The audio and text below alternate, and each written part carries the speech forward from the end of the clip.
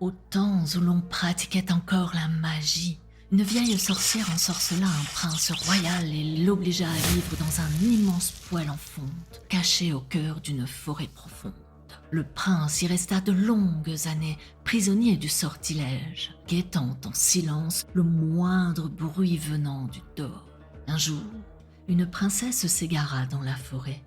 Épuisée, elle avançait se parlant à elle-même pour se donner du courage. « Je ne m'arrêterai pas, je dois retrouver mon chemin, Père doit m'attendre. Est-ce la même clairière qu'hier? Oh, je suis complètement perdue. » Pendant 9 jours, elle erra entre les arbres touffus, chaque soir plus découragée. « Il faut que quelqu'un me vienne en aide. » Le 9e soir, alors que le soleil disparaissait derrière les troncs, elle aperçut soudain un grand objet sombre. « Qu'est-ce que cela? Un rocher?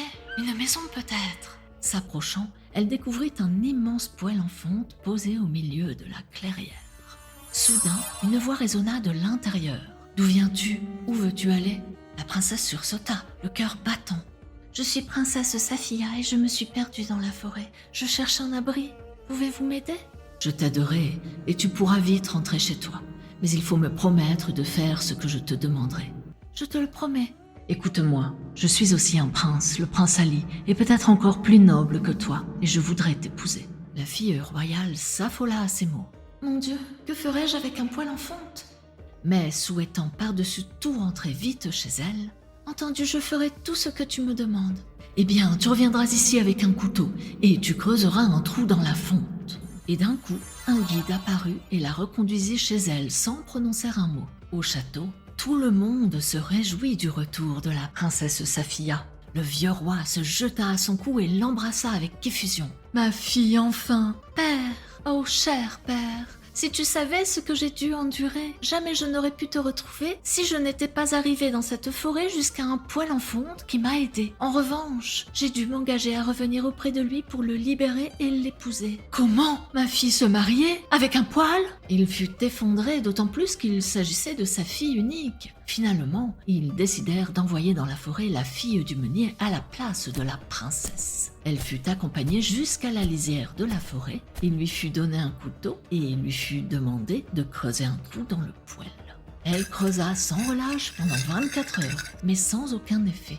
Le poêle ne voulait pas se trouver. À l'aube, on entendit depuis le poêle en fonte. « Il me semble que le jour s'est levé. »« J'ai la même impression. Je crois entendre tourner le moulin de mon père. »« Ah, tu es donc la fille du meunier. Cours au château et envoie-moi la princesse Saphia. » La jeune fille partit et dit au roi que ce n'était pas elle qu'on voulait dans la forêt, que c'était la princesse qu'on y attendait. Le vieux roi eut peur et la princesse commença à pleurer. « Oh père, que vais-je devenir? Aide-moi, je t'en prie !» Mais il y avait encore une autre jeune fille au château, la fille du porcher, et elle était encore plus belle que la fille du meunier. « Chère fille, je te donne une bourse d'argent pour que tu ailles dans la forêt à la place de la princesse. Tes parents seront récompensés. Il sera fait comme mon roi le veut. Garde, accompagnez-la jusqu'à la forêt. Et toi, ma fille, tu creuseras la fonte sans relâche. » Une fois dans la forêt, elle essaya de gratter, mais elle ne réussit pas à gratter le moindre fragment. À l'aube, elle entendit la voix du poêle. « Il me semble que le jour s'est levé. »« Il me semble aussi, j'ai l'impression d'entendre le corps de mon père. »« Ah, tu es donc la fille du porcher. Va-t'en tout de suite et envoie-moi la princesse Saphia. Et dis-lui que si elle ne vient pas, tout se passera comme je l'ai promis. Le royaume tout entier sera détruit et il ne restera pas une seule pierre debout. » La fille du porcher alla prévenir la princesse qui écoutait les larmes aux yeux. « Je crois que c'est terminé. » Mais il ne servait à rien de se lamenter. Elle fit donc ses adieux à son père, prit un couteau et se dirigea vers le poêle en fonte au fond de la forêt. Une fois sur place, elle se mit à gratter et la fonte semblait fondre d'elle-même sous ses mains. Et 2 petites heures plus tard, elle avait déjà réussi à creuser un petit trou. Elle regarda alors dans le poêle et y vit un beau jeune homme vêtu d'un costume brillant, brodé d'or et serti de pierres précieuses. Il lui plut sur le coup et son cœur s'enflamma pour lui. Alors la princesse Saphia continua à creuser jusqu'à ce que le trou soit suffisamment large pour que le prince Ali puisse sortir. Le prince, enfin libre, la regarda avec émotion. « Tu m'appartiens, je t'appartiens. Tu es ma fiancée, car tu m'as sauvée. » Il lui prit la main, prête à l'emmener dans son royaume sur le champ. Mais la princesse hésita. « Je voudrais revoir mon vieux père, ne serait-ce qu'un instant. »« Va le voir, mais je t'en prie, ne lui dis pas plus de 3 mots et reviens vite vers moi. » La princesse courut jusqu'au palais, et dès qu'elle aperçut son père, l'émotion fut trop forte. Elle s'exclama « Père, c'est moi, je suis revenue !» À ce moment-là, le poêle en fonte disparut soudain, s'envolant loin par-dessus les monts de verre et les épées tranchantes. Le prince n'était plus à l'intérieur. Il était libre, mais hors de portée. La princesse, déterminée à retrouver son prince dans la forêt, refit ses adieux à son père et partit. Mais elle eut beau chercher, elle ne le trouva pas.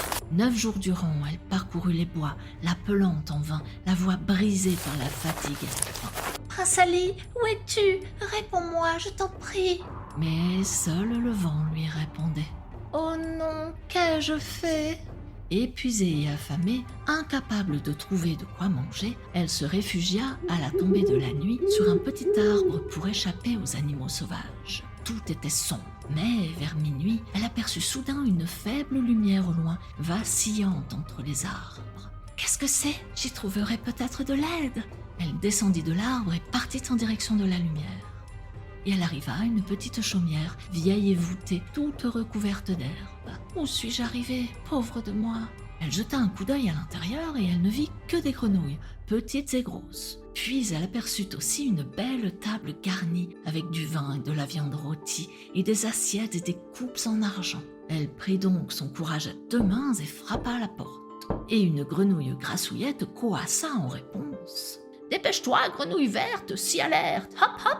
Va t'en découvrir qui notre maison va accueillir !» Alors une grenouille arriva en sautant et ouvrit la porte. Et lorsque la visiteuse la franchit, toutes les grenouilles l'accueillirent très aimablement. « Que faites-vous ici? D'où venez-vous? Et où allez-vous ?» Princesse Safia leur raconta ce qui lui était arrivé, qu'elle n'avait pas tenu sa promesse et avait prononcé plus de 3 mots en parlant avec son père, et que le poêle en fonte avec le prince Ali avait disparu. Elle leur dit aussi qu'elle était bien décidée à le chercher par monts et par vaux, jusqu'à ce qu'elle le retrouve. « Dépêche-toi, grenouille verte, si alerte! Hop, hop, hop! Va vite chercher la grande boîte bien cachée. Apporte-la-moi à toute vitesse. Ne fais pas languir la princesse. » La grenouillette s'en alla en sautillant et rapporta une grande boîte. Les grenouilles déposèrent devant la princesse un plat fumant et une coupe d'eau claire. « Mange et bois, jeune voyageuse. Tu auras besoin de force pour la route. » « Merci, bonne grenouille, vous êtes plus généreuse que bien des humains. » Elles la conduisirent jusqu'à un lit somptueux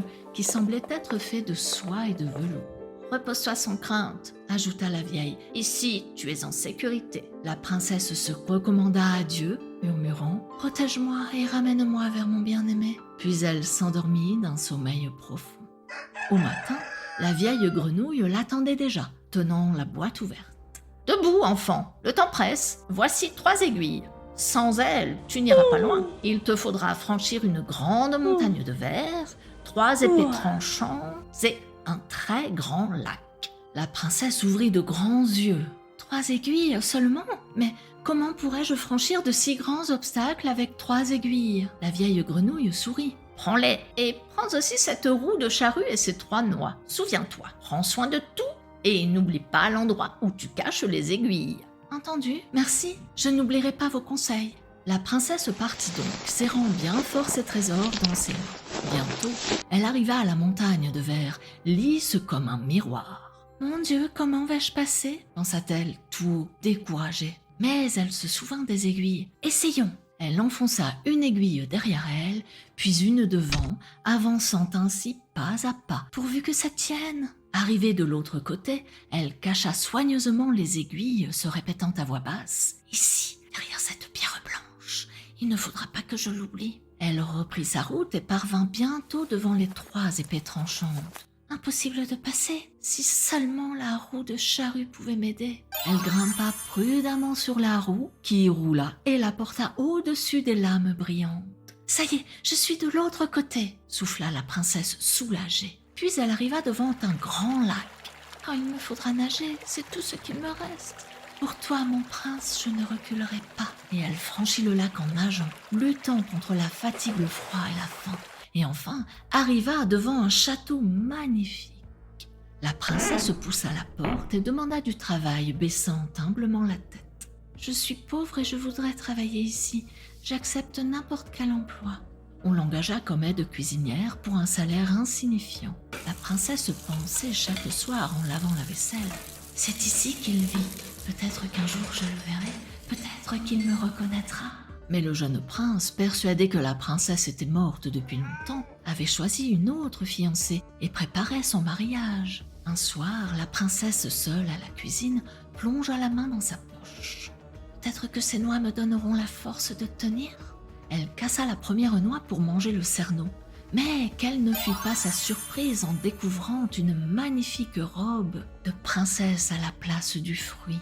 La fiancée du prince la prit et descendit aussitôt à la cuisine, l'œil avide. « Montre-moi cette robe, je la veux. Combien en veux-tu » La princesse servante répondit, la voix ferme. « Je ne veux pas la vendre, sauf si vous me laissez passer une nuit dans la chambre du prince. »« Comment ça, dans la chambre du prince ?»« Soit, pour une robe pareille, tu peux dormir là cette nuit. » Le soir venu, la fausse fiancée dit au prince « Cette petite folle de la cuisine veut absolument dormir dans ta chambre cette nuit. Si cela t'amuse, cela m'est égal. » Mais la fiancée fit boire au prince un verre de vin avec un somnifère. La princesse entra dans la chambre et, voyant le prince endormi, se mit à pleurer, sa voix étouffée par le sang. « Je t'ai délivré de la forêt sauvage et du poêle en fonte. Je t'ai cherché pendant des jours. J'ai escaladé la montagne de verre, franchi les épais tranchants et traversé le lac. Et maintenant que je suis là, tu ne m'entends même pas. » Les valets, placés derrière la porte, entendirent toute la nuit les pleurs de la jeune fille.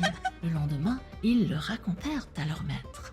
Le soir suivant, la princesse, après avoir lavé le sol de la cuisine, ouvrit la deuxième noix. Peut-être trouverai-je du réconfort. La robe qui s'y trouvait était encore plus belle. La fiancée du prince descendit à nouveau à la cuisine, les yeux brillants. « Vends-la-moi, celle-ci, je la veux plus que tout !»« Non, je ne la vends qu'en échange d'une nuit dans la chambre du prince. »« Soit, cette robe est à moi, quelle petite dinde !» Et elle versa à nouveau un somnifère dans le verre du prince et la princesse passa la nuit à pleurer encore et encore, murmurant « Je t'ai délivré, je t'ai cherché, j'ai tout surmonté pour toi et tu ne le sais même pas. » Le lendemain, les laquais rapportèrent une fois encore au prince les pleurs de la nuit. Le troisième soir, la princesse, après avoir lavé la vaisselle, cassa la dernière noix. Que pourra-t-il bien sortir cette fois ? Une robe en or pur, plus ravissante encore, s'y trouvait. La fiancée, folle de jalousie, voulut l'acheter. « Je la veux, tu dois me la vendre. Dis-moi ton prix. Je ne veux rien d'autre que de passer une nuit dans la chambre du prince. » Mais cette fois-ci, le prince, averti par les valets, fit semblant de boire le somnifère et jeta discrètement la boisson. Quand la princesse entra et, les larmes aux yeux, murmura « Mon bien-aimé, je t'ai sauvé de la forêt profonde et du poêle en fond. » Le prince bondit hors du lit et s'écria « C'est toi, ma vraie fiancée, tu m'appartiens, je t'appartiens. » Cette nuit même, ils s'enfuirent ensemble dans un carrosse. « Crains rien, désormais, plus rien ne pourra nous séparer. Tant que je suis à tes côtés, je n'ai peur de rien. » Arrivée devant le lac immense, la princesse s'arrêta, inquiète. Comment allons-nous le retraverser ? Mais le prince désigna une petite barque amarrée sur la rive. « Monte, je vais ramer, fais-moi confiance. » Ils traversèrent ainsi et arrivèrent aux épées tranchantes. Ces lames sont acérées, personne ne peut passer sans danger. « Attends, nous avons la route, grimpons dessus comme la vieille grenouille me l'a conseillé. » Et ils traversèrent sans encombre. Que ferais-je sans toi ? Enfin, devant la montagne de verre, la princesse scruta les alentours pensive. « Les aiguilles, je les ai cachées ici, derrière cette pierre blanche. » Et en plantant les aiguilles à chaque pas, ils avancèrent sans glisser. « Tu es vraiment la plus courageuse des princesses. » Lorsqu'ils atteignirent la vieille chaumière, celle-ci se transforma en un château splendide sous leurs yeux émerveillés.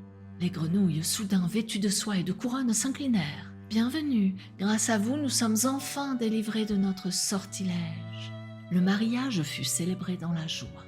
Ils s'installèrent dans le château, bien plus grand que celui où la princesse était née. Comme le vieux roi s'ennuyait seul, ils allèrent le chercher et l'emmenèrent avec eux. Les deux jeunes époux régnèrent ensemble sur les deux royaumes et vécurent heureux jusqu'à la fin de leur jour. Merci d'être resté jusque-là. Si tu as aimé ce conte, n'oublie pas de t'abonner, de liker, de laisser un petit commentaire. À bientôt sur Contoons.